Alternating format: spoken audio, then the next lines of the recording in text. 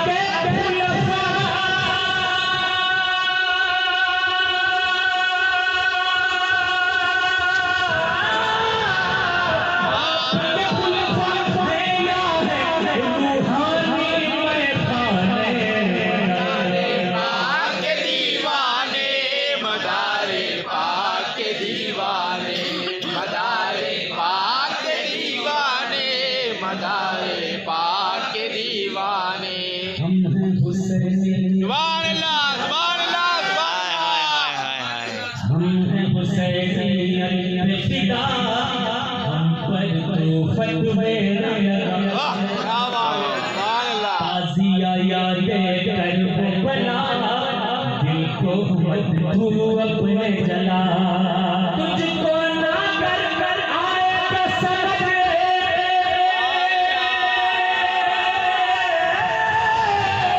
तुझको ना कर कर आए तो समझ आएंगे समझाने।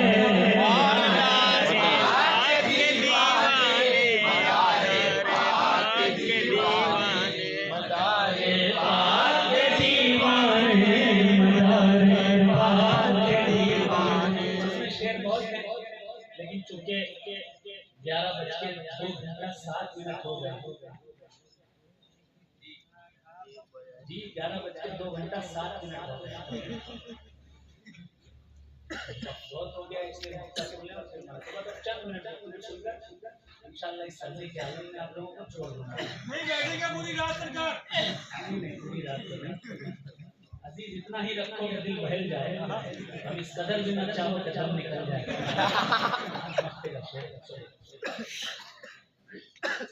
साजिश न्यारा गूंजे, साजिश न्यारा गूंजे, लगता है तारा गूंजे। साजिश न्यारा गूंजे, लगता है तारा गूंजे। प्यारा प्यारा गूंजे, हर सूर नारा गूंजे।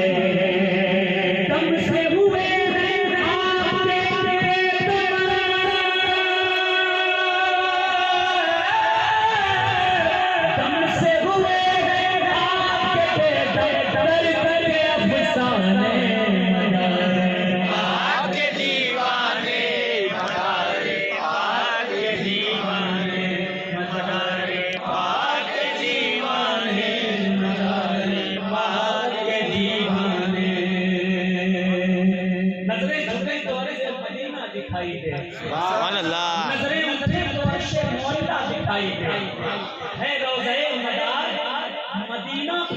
वंश भी, लेकिन जो बेबसे हो उसे क्या दिखाएगा। इस हिंदुस्तान की सरजमीन जिंदा शाह मदार के एहसानों का बदला कभी चुका नहीं सकती, कभी चुका नहीं सकती। पूरे हिंदुस्तान में जहां चले जाओ, अभी मैं आंध्रा, तमिलनाडु और कर्नाटका के दौरे पर था, वहां से सीधा गुजरात आया हूं। कोई रास्ता, कोई गली, मतलब कोई गांव, कोई शहर, कोई नगर ऐसा नहीं है जहां जिंदा शाह मदार का चिल्ला न हो, तकिया न हो, खानका न हो। सुभान अल्लाह। आप चले जाइए मेवात, मेवात में ये तकरीबन 800-900 साल पहले की बात। थोड़ा सा सुनेंगे, सुन लीजिए। एहसान कितना है जिंदा शाह मदार का, आम पब्लिक को पता ही नहीं, तारीख की किताबों में सब रह गया है। एक बंदा था, नाम था चौहद सब्दी, बच्चा था, घर वालों से नाराज होकर चला गया अपनी मामी के वहां, मामा के वहां। मामा ने कहा खेत देखो मेरे। मामी बोल के आई कि मेरे खेत को चिड़िया चुग ना जाए, ख्याल रखना।